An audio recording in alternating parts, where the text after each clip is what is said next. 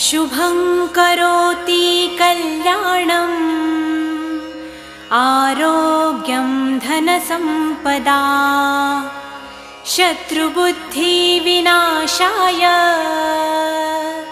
दीपज्योति नमोऽस्तुते। दिव्यादिव्यारे दीपत्कार कानी कुण्डलमोतिहार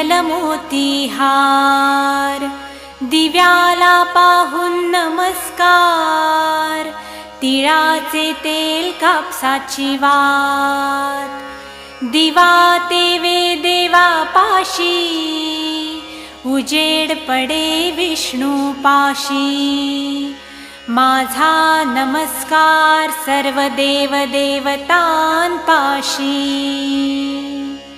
ये ग लक्ष्मी बैस ग बाजे।